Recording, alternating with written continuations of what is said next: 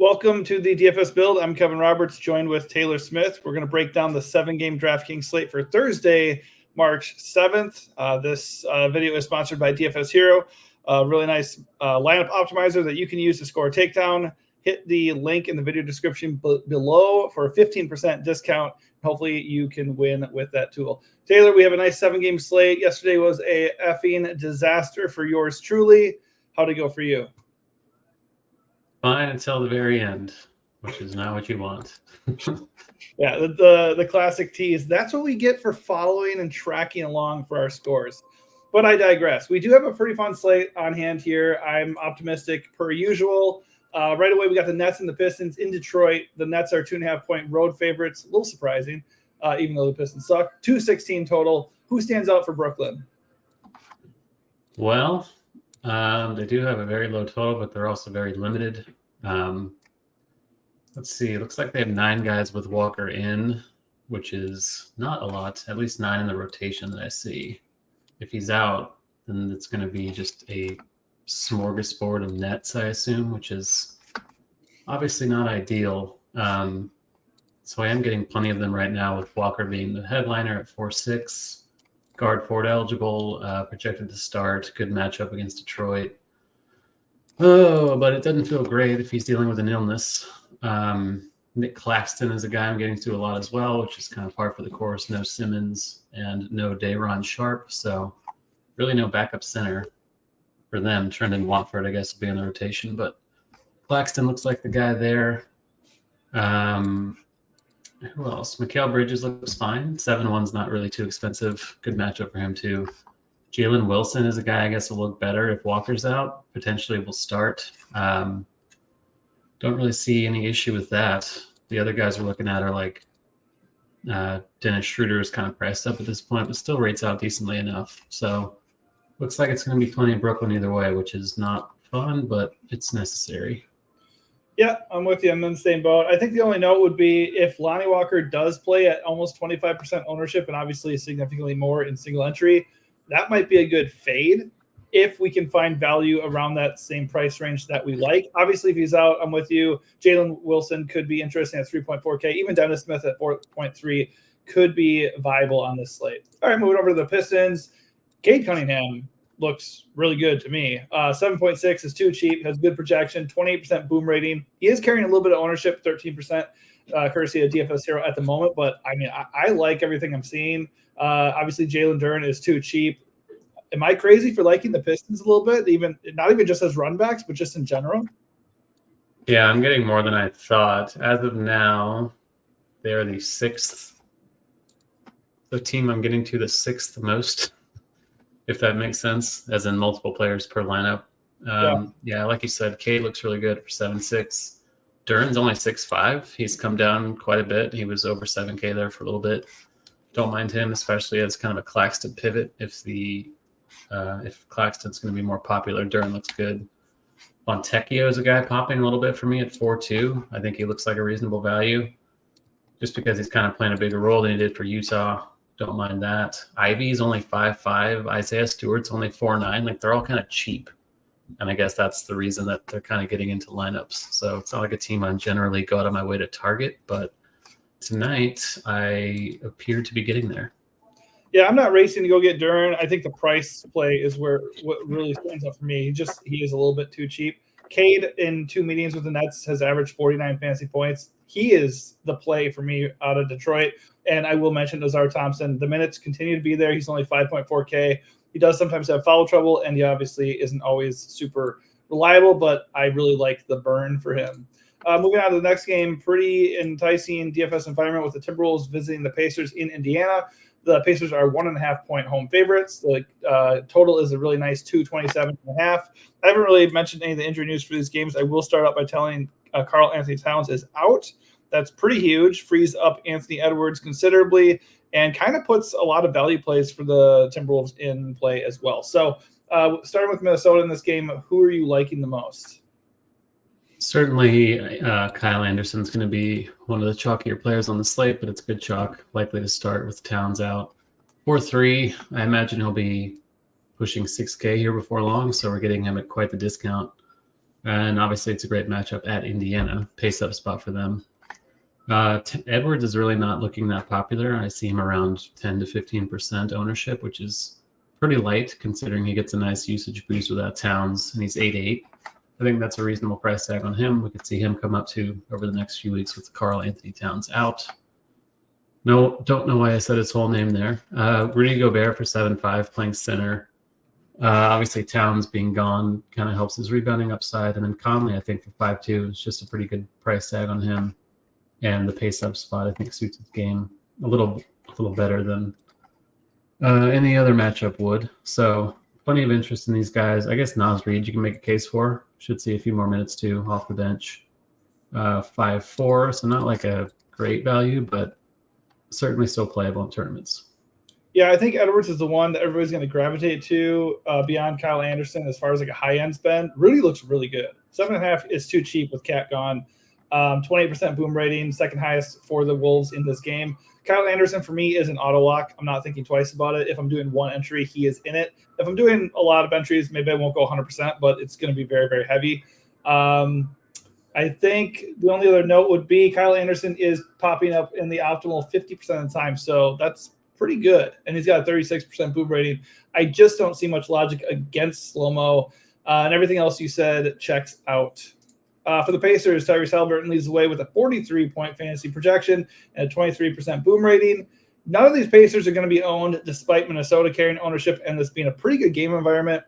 I mean, Cat necessarily isn't going to limit Minnesota's defensive ceiling here, but I just would imagine this gets into a bit of a foot race, right? So with that in mind, are you looking at any Pacers? With Mathurin out, I see Neesmith and Ben Shepherd popping as decent values. Shepherd's 3.2. That feels good. Well, he's 3.2, like 20 minutes of Ben Shepherd at 3.2 I think is okay. It's not like I'm getting him a lot. It's just kind of a dart throw name out there that shouldn't be too popular. Neesmith, 30-ish minutes of him is okay, but not a priority.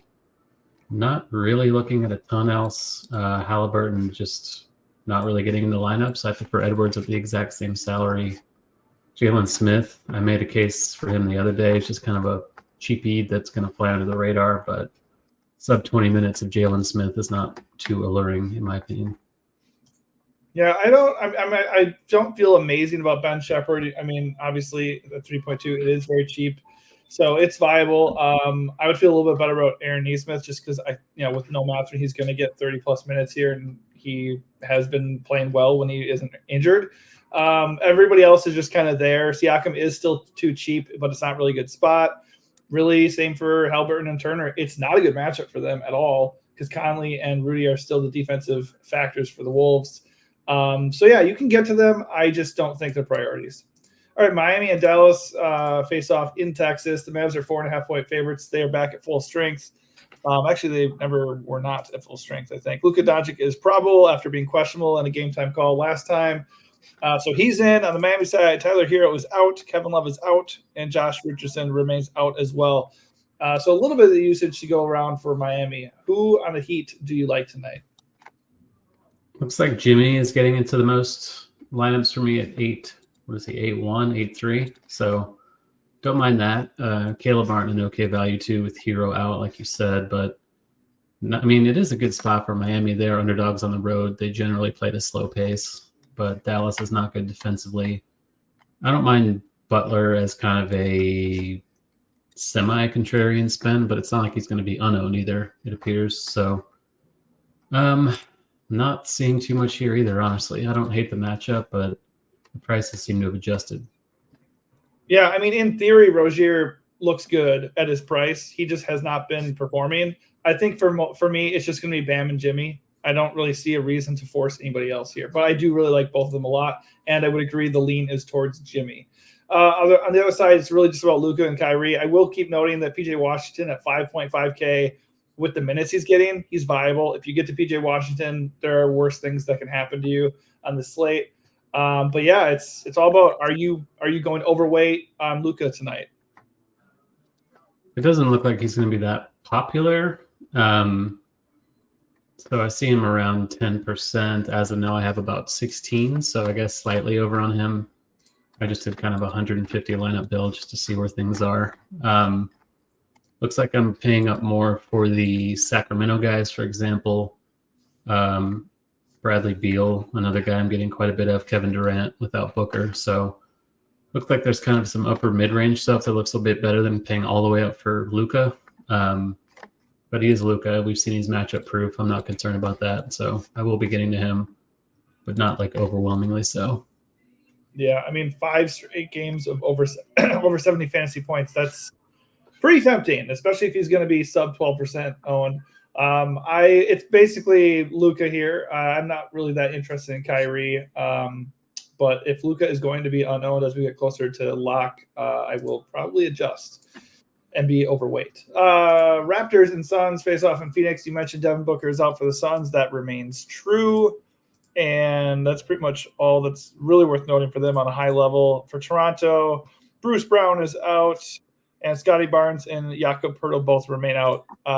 Definitely, noteworthy because that frees up Kelly Olynyk still. Emmanuel Quickly, RJ Barrett look good still. So obviously we know those 3 guys are good plays. All their prices have come up, though.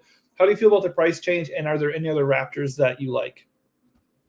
I'm still getting Olynyk and Quickly a decent amount. It's kind of crazy to see Quickly at 8.4 and have him still be like a good play, but that's the way it appears. It is a pretty big spread, though, and they do have a fairly low total, 111.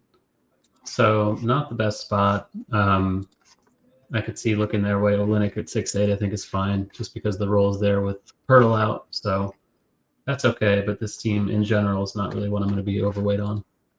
No, if I was going to use one player, it would be Olynyk. He's probably still too cheap for his role, and he projects for 36 fantasy points at just 6.8K.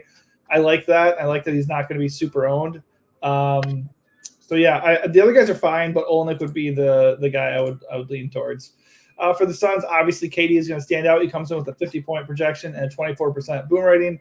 Nurkic looks even better with a 31% boom rating and projecting for 40 fantasy points at 7.2K. And you obviously noted Beal. So those 3 guys look really good. I don't see much of an argument towards suggesting they wouldn't be good plays. But are there any other Suns that stand out for you, and which of those guys do you like the most? Yeah, they look fantastic. I think Durant is the one that looks the best naturally because he's Durant. But Nurk and Beal are both good values. Nurkic against Olynyk, I will gladly take that for Nurkic. An undersized Toronto front court. I guess you can make a case too for Royce O'Neal starting with Booker out for 5.6. He's not a bad kind of mid-range play, but not much meat left on the bone there. It's not like he's a priority value on this slate. So I will be getting plenty of the spends here and some O'Neal. Maybe a dusting of Grayson Allen in tournaments, but that'll probably do it for Phoenix. Yeah, Grayson feels a bit chasey, I would say. He does have a good role, but his prices come up, and I don't really think he's going to do that in back-to-back games. But he is viable. I don't know what he did, but I guess he was good in the last game. Let's just double-check. He went off. He had 8 for 12 for threes, 50 fantasy points. He's not doing that. I feel like he's done that like a handful of times, just had these monster games out of nowhere. It's very weird. He has the green light to let it rip for the Suns, and obviously no Devin. That does open up a lot of usage. I'm not trying to say Grayson Allen is a bad play in a vacuum here, but Beal and Durant still exist. So it's unlikely, in my opinion, that Grayson Allen is going to pop off like crazy in back-to-back games. But like we saw with the Knicks, like Dante DiVincenzo, and once those guys got going, they kind of didn't stop. So are we going to get into a reality where in a couple of days we're talking about Grayson Allen approaching 7K? It's certainly possible, but I don't think I'll be taking that dive. Personally, I'm going KD, Beal, or Nurkic on this slate. Royce is an okay value. Under the Boston Celtics and the Nuggets at Denver, 221 total, 1 point spread with the Celtics as road favorites. I believe everybody is at full strength. Jaylen Brown is questionable. Otherwise, Boston's coming in at full strength, and the Nuggets are completely at full strength. So obviously, Jaylen Brown possibly being out would be pretty significant. That would solidify Jason Tatum as one of the top spends, even though his price came down. So are you liking Tatum up top, and what other Boston guys are on your radar? I'll get to Tatum if Brown is out, but for now it's actually Brown. He's all the way down at 7.3, which is quite light on him. Road matchup at Denver's tough, of course, but Boston's good. They should be able to keep it competitive. Brown and Porzingis both kind of in the low sevens. Porzingis is another guy that'll get a boost if Brown sits. You can make the same case you always do for White and Holiday.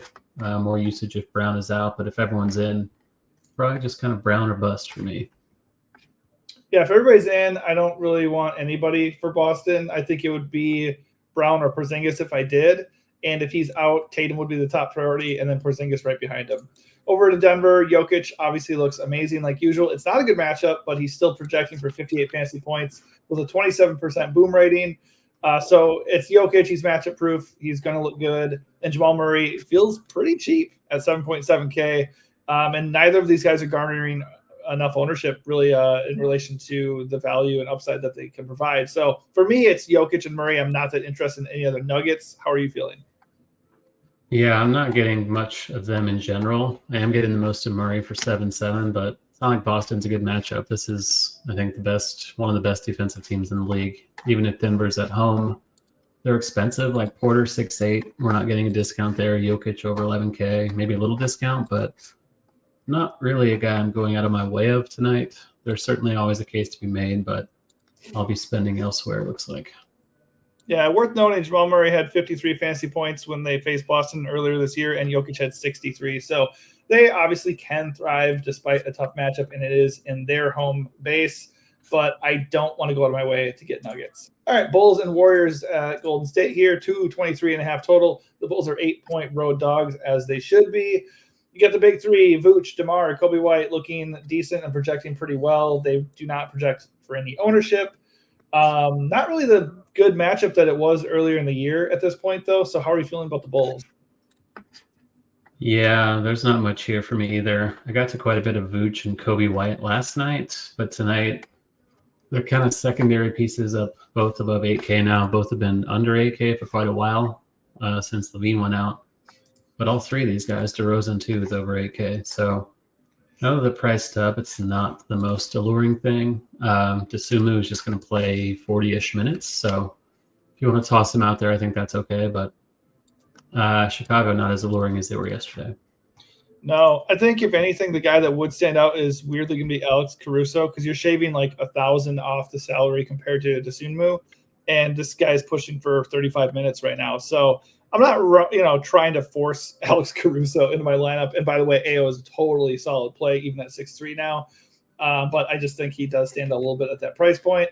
The other guys are totally fine. They project decently. There's nothing wrong with them, and not enough people are going to be on them. So they look like GPP plays. I just don't think they're priorities. For the Dubs, you got Stephen Curry. His price has not budged since last time we talked about him. He is 9K flat. Decent projection, but not really stud worthy. Low 15% boom rating. He doesn't really pop here, and really nobody does. I'm starting to think this game is just one to fade. What do you think? Yeah, I don't love fading it, but it's not like it has a super tight spread. It's an 8-point spread. Chicago is kind of a 3-point funnel defense, so it is a pretty good spot for Curry. But, we talked about the spends. We're going to talk about Fox, the Suns guys. We talked about Luka up there at the top. It's kind of hard to make Curry a priority on any slate, especially with Golden State, I believe, fully healthy now. So, yeah, I'm not getting here. I would like to get a little bit of Curry. Right now I have 2%. So I guess that's good enough. Otherwise, nobody. I mean, always a good GPP play, but for me, I'd really only go Curry, if anything, for the Dubs. Last game of the night, Spurs and the Kings at Sacramento. No Wemby. He is out, which opens up crazy usage and playing time for the Spurs. I think the number one guy everybody can agree on is Zach Collins. He is an auto play for me. Him and Kyle Anderson are a great way to establish your core, and then from there, it's anyone's guess, I suppose. How are you feeling about the Spurs, and who stands out the most? Yeah, the 4 players I'm getting to the most, 3 are Spurs. Of the 7 most, 4 are Spurs. Collins, obviously the headliner. Vassell, Keldon Johnson, going to see tons of usage without Wemby. Sohan looks better without Wemby as well. He's only 5'1". Keldon's only 4'9". Vassell at 7'3". We were playing him even at 7'5" with Wemby in, so I'm happy to play him here at 7'3" with Wemby out. Trey Jones not getting to quite as much, but I am still getting a decent amount. About 1/5 of my lineups have Trey Jones in them. So yeah, this looks like the top team to target tonight. Great matchup on the road against Sacramento. They also have the rest advantage over the Kings, who played last night. So all aboard Spurs during the night. What could possibly go wrong?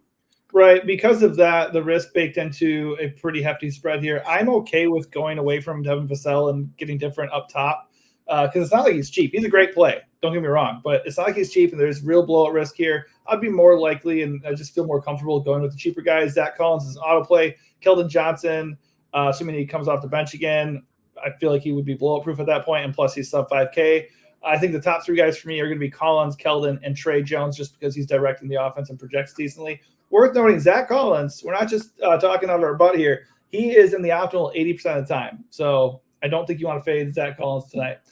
It is a blowout risk game. On the other side, to close things up, we do have the Kings. Sabonis crushed with 66 fantasy points last night. I mean, it is worth noting these dudes did play on Wednesday. And De'Aaron Fox obviously went off with 44 real points. So these guys look great up top. The Kings look great because it's a smash spot. But there's blowout risk. How are you feeling about Sacramento? I love Sabonis. I think he's going to come in reasonably owned just because Collins has taken up one of your center spots. We talked about Nurkic. We talked about Claxton. We talked about Gobert and Duran, all these great plays at center tonight. So Sabonis could slip through the cracks a little. I'm happy to get to him quite a bit. Fox as well, 8-5. I think he's, 8-6 last night or so. So even better spot tonight against the Spurs without Wemby. Malik Monk. I always mention Malik Monk on this show, and I will again here. He is 6'3", so not really a discount, but the minutes off the bench are typically there for him. And he's just so good per minute that there's still a ceiling there if he gets a little extra burn. Kevin Huerter, Keegan Murray, probably secondary values, but both are projecting for quite limited ownership. So I'm very happy to run it back with all the Spurs with a couple of Kings. Yeah, I basically said not to play Monk last night, so of course he had 48 fantasy points. That's just the way it goes. I'm not gonna say shit. Well, I wasn't on the show, so I wasn't there to refute. You'd be like, you better play Malik Monk. Okay, but yeah, he's fine, especially in tournaments. His price even came down for no reason at all. I will point out Keegan Murray at 5.8K. I mean, he hasn't been that great lately, but he still gets tons of minutes. So in this spot, fire up Keegan Murray with Keegan Murray with a little bit of confidence. I'm with you. I love Sabonis and Fox. The only issue is Fox is coming in at 24% ownership, and this very likely turns into a blowout. So I don't mind eating some of the Spurs value. I think Sabonis at 9% ownership, that is interesting. But if Fox is going to be chalky, I might make a pivot there and hope the game kind of blows out, but my guys survive it. All right, so that does it for the game-by-game breakdown. Real quick before we leave, let's look at the top boom ratings. Obviously, Zach Collins starts with 47%, and Kyle Anderson with 36%. We're in pretty agreement that if you're doing a lot of lineups, you're going to have them a ton. And if you're doing one lineup, you probably should have them both. Looking at the boom ratings for all these other guys here, who else are you looking to build around tonight? Likely Fox and Keldon Johnson. Like I said, Johnson was one of the 4 highest owned players I have right now. So 4.9 is just really cheap for him. Even with Wemby in, I was probably getting to him in this range. So without Wemby, I think 4.9 for Johnson is making him a building block. Yeah, I agree. I really like Keldon. It's going to be hard for me to get away from Cade Cunningham at that price. I really like Cade. And also, if Luka is going to be not very owned, that's going to be really tough to ignore. All right, let's go to ownership. Also, up top, Zach and Kyle leading the way. No surprises there. As far as chalky guys so far, who looks like a fade for you? Probably Lonnie Walker, especially with the uncertainty. Obviously, he's questionable, but everyone else looks reasonable. Fox, Durant, Sohan, I mentioned them all as kind of core plays. I was getting a lot more Bridges than I expected to, so I think they all look good, but among those, Lonnie is certainly the most fragile. Yeah, I would agree. As long as we have a viable pivot there to get off of Lonnie, or even if obviously he's out, that's even better. That makes sense. I will, again, note that while Devin Vassell is a good play, I think if he's going to be crazy owned and that game has blowout risk, it does make a little bit of sense to just pay down and kind of cut your losses there a little bit, or at least be maybe a little bit underweight if the field's going to be super, super on him. All right, that does it for us. Hopefully we help you in some way. If we do, please give this video a like and also consider subscribing to our channel, The DFS Build, so you get alerted for future videos. Thanks for watching and good luck.